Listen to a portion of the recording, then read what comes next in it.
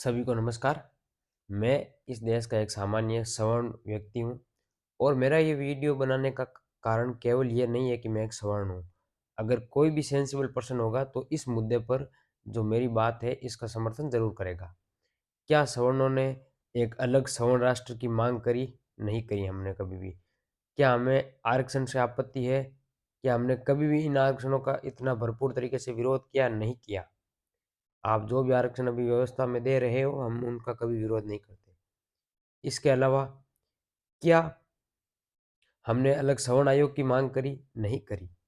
हमारा बस इतना सा कहना है कि आप इस यूजीसी के न्यू यूनिफ़ॉर्म को बंद करो और होल्ड पे रखो, ताकि सवर्णों को ये यकीन हो सके कि भारतीय जनता पार्टी को वोट देना हमारा व्यर्थ नहीं गया। क्योंकि अभी जिस तरह से आप लोग यूजीसी को डिफेंड कर रहे हो या फिर आप ठीक से खुलकर बात तक नहीं कर पा रहे हो, उससे ये क्लियर है कि आपको अफ़सोस हो रहा है कि आप यूजीसी लेकर के आए। लेकिन अब आप जब यूजीसी लेकर के आ गए हो, तो अब आप ऐसा कर सकते हो, इसको होल्ड पे रखो और एससी, एसटी, ओबीसी के साथ में जनरल को भी प्रोटेक्शन में डालो।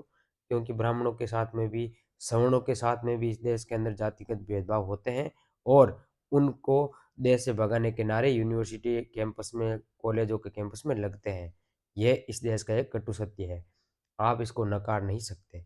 इसके अलावा झूठे एससी, एसटी के मुकदमों से सवर्ण कितने परेशान हैं, ये किसी को बताने की ज़रूरत नहीं है। ज़्यादातर 80-90% केस हमेशा फर्जी निकलते हैं।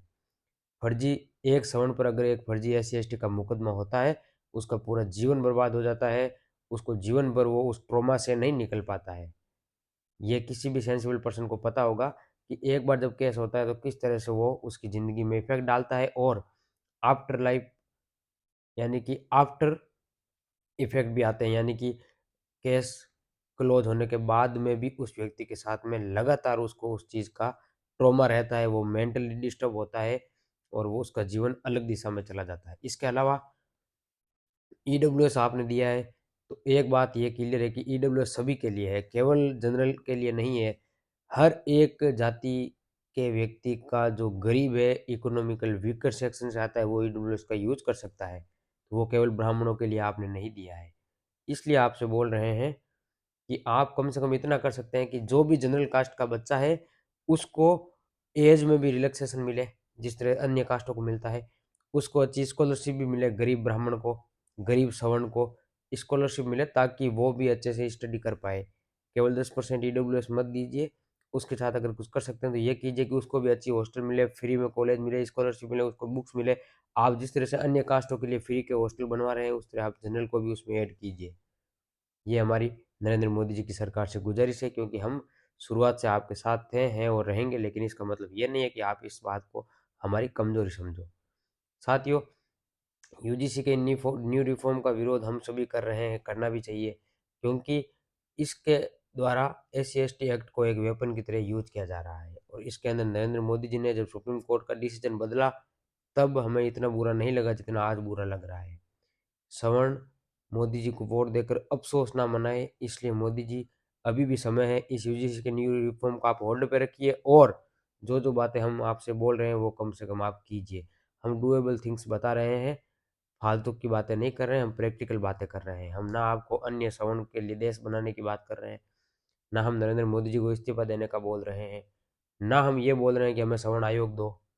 हम बस ये बोल रहे हैं कि इसके अंदर आप एससी, एसटी, ओबीसी के साथ जनरल को भी प्रोटेक्शन में रखो या फिर इसको पूरे होल्ड करके इसको पूरा निरस्त कर दो। इसके अलावा ब्राह्मणों को, अन्य सवर्णों को कम से कम आप इतना कर सकते हो कि हमें भी ऐज में रिलैक्सेशन मिले जब हम एग्ज़ाम का फॉर्म भरने जाएँ तब। हमारे गरीब व्यक्तियों को आप आरक्षण के साथ-साथ उसकी हॉस्टल, उसकी कॉलेज, उसकी पढ़ाई का खर्चा भी दूसरे कास्ट का उठाते हैं, उस तरह हमारा भी उठाइए। आप इतना ज़रूर कीजिए और हमें झूठे एससी-एसटी मुकदमों से बचाइए, ताकि हम अच्छे से और तसल्ली से इस देश के विकास में सहयोग कर सकें। अगर जो भी सवर्ण मेरी बातों से सहमत है, वो इस वीडियो को ज़्यादा से ज़्यादा शेयर करेगा और एक कमेंट ज़रूर करेगा। फॉलो ज़रूर करें। Thank you. जय हिंद, देव शर्मा।